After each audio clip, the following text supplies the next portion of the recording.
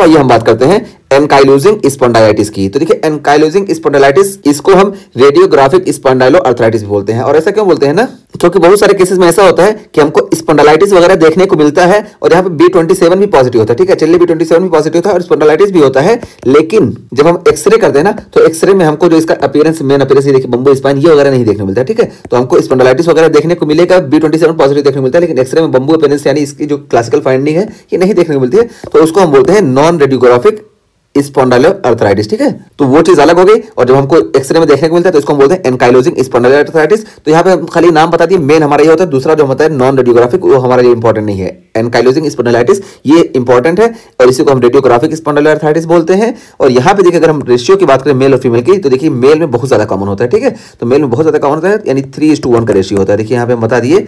और ये एनकाइलोजिंग स्पॉन्डाइलाइटिस होता है, ये देखिए ये पेरिफेरल प्रीडोमिनेंट नहीं, ये एक्सियल प्रीडोमिनेंट होता है। यहाँ पे बता दिए, गलत लिखा गया है। यहाँ पे देखिए ये जो होता है ये एक्सियल प्रीडोमिनेंट होता है। ठीक है, तो ये एक्सियल प्रीडोमिनेंट होता है। इसके अलावा जितने भी है ना, ये psoriatic arthritis, inflammatory bowel disease या रिएक्टिव अर्थराइटिस, ये सारे पेरिफेरल प्रीडोमिनेंट होते हैं। तो ये हमारा सिर्फ एक्सियल प्रीडोमिनेंट होता है, इस वजह से इसको हम बता दिए।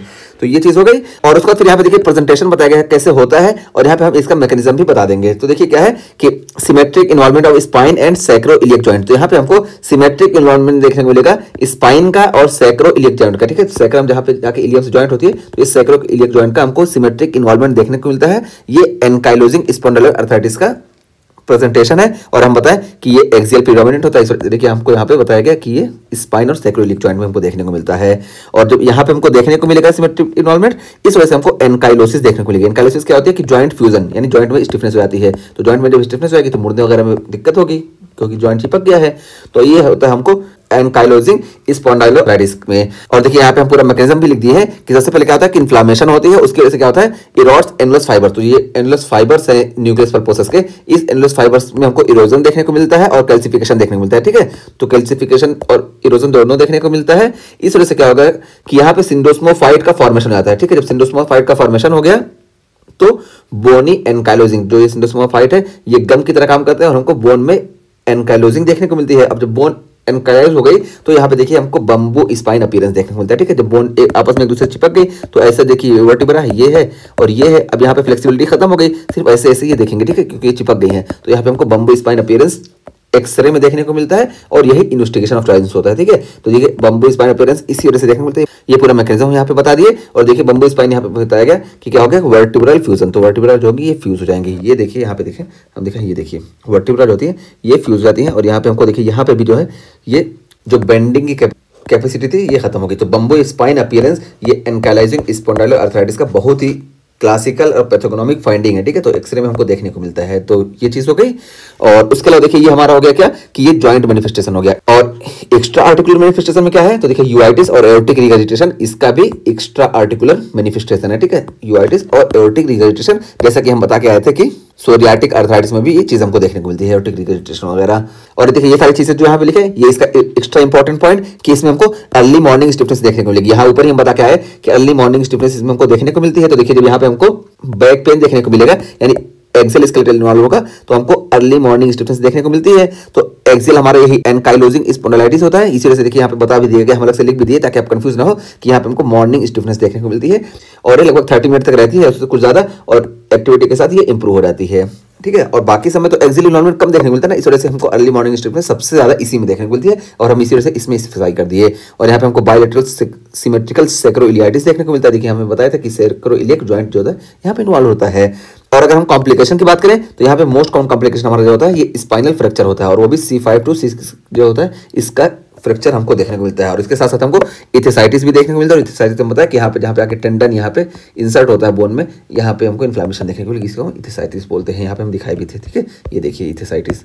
तो ये सारी चीजें हमको देखने को मिलेंगी एनकाइलोजिंग स्पॉन्डिलाइटिस में। और उसके बाद देखिए यहाँ पे और क्या बताया गया कि कॉस्टोवर्टिब्रल एंड कॉस्टोस्टर्नल एनकाइलोजिंग में कॉज रिएक्टिव लंग डिजीज। अब देखिए यहाँ पे क्या है कि कॉस्टोवर्टिब्रल यानी ये जो रिब है जहां जाके ये वर्टिब्रल बॉडी से यहाँ पे ज्वाइंट होते हैं, यहाँ पे भी हमको एनकाइलोसिस देखने को मिल सकती है। और देखिए जहां पे आके ये स्टर्नम से जुड़ती है रिब, यहाँ पे भी हमको एनकाइलोसिस देखने को मिल सकती है। तो यहाँ पे और यहाँ पे जब एनकाइलोसिस होगी तो इस वजह से क्या होगा कि रिस्ट्रिक्टिव लंग डिजीज हमको देखने को मिलेगी। ठीक है, तो रिस्ट्रिक्टिव लंग डिजीज देखने को मिलेगी। और देखिए अपर जो लंग का होता है अपर लोब, यहाँ पे देखिए रिब छोटी होती है, इस वजह से यहाँ पे जगह कम होती है ना, तो हमको इस वजह से मोस्ट कॉमनली जो होता है अपर लोब में देखने को मिलता है, तो हमको अपर लोब की फाइब्रोसिस देखने को मिलती है। ठीक है, तो हमको अपर लोब की फाइब्रोसिस देखने को मिलती है। इसका मैकेनिज्म हम बता दिए कि यहाँ पे कॉस्टोवर्टिब्रल और कॉस्टोस्टर्नल पे इन्फ्लेमेशन की वजह से, यानी यहाँ पे एनकाइलोसिस की वजह से देखने को मिलता है। और उसके बाद फिर देखिए मोर कॉमन की बात की गई, तो मोर कॉमन इन मेल, तो मेल में ज्यादा कॉमन होता है और 3:1 का हम बताया ना, यहाँ पे रेशियो होता है। और उसका फिर देखिए एज ऑफ ऑनसेट बताया गया कि 20 से 40 के एज में ज्यादा देखने को मिलता है। ठीक है, तो ये चीज हो गई। और देखिए यहाँ पे हम एक्स्ट्रा आर्टिकुलर मैनिफेस्टेशन अलग से लिख दिए, हालांकि यहाँ पे हम सारा बता के आ चुके हैं ताकि आपको कंफ्यूजन ना हो। तो देखिए एक्स्ट्रा आर्टिकुलर मैनिफेस्टेशन हमको यूआइटिस देखने को मिलेगा मोस्ट कॉमनली। तो देखिए यूआइटिस हम बता के है ना कि यहाँ पे हमको देखने को मिलता है, और यूआइटिस हम वैसे भी बता के है कि मोस्ट कॉमन जो एक्स्ट्रा आर्टिकुलर मैनिफेस्टेशन होता है सारे का ये हमारा यूआइटिस ही होता है। ठीक है, तो यूआइटिस देखने को मिलेगा। और देखिए हमको बायोलेटरल अपर लोब फाइब्रोसिस देखने को मिलेगी, और बायोलेटरल अपर लोब फाइब्रोसिस क्यों देखने को मिलेगी, यहाँ पे ये पूरा मैकेनिज्म एक्सप्लेन कर दिया गया है। तो ये सारी चीजें हो गई। ठीक है, और उसके बाद फिर हम ट्रीटमेंट की बात करते हैं। तो देखिए यहाँ पे क्या होता है कि इन्फ्लामेशन जो होती है, क्योंकि इन्फ्लामेशन से सारी शुरुआत हुई है, तो देखिए यहाँ पे इन्फ्लामेशन से सारी शुरुआत हुई, इस वजह से सबसे पहले हम यहाँ पे इन्फ्लामेशन को कम करते हैं। तो देखिए यहाँ पे हमारा जो फर्स्ट लाइन ट्रीटमेंट होता है, यहाँ पे हम नसाइड देते हैं और फिजियोथेरेपी करते हैं। तो नसाइड में हम इंडोमिथासिन देते हैं। ठीक है, तो इंडोमिथासिन जब देंगे तो ये रिवर्स डिजीज प्रोग्रेशन, तो डिजीज का जो प्रोग्रेशन है इसको रिवर्स कर देगा, ये हमारा फर्स्ट लाइन ट्रीटमेंट होता है।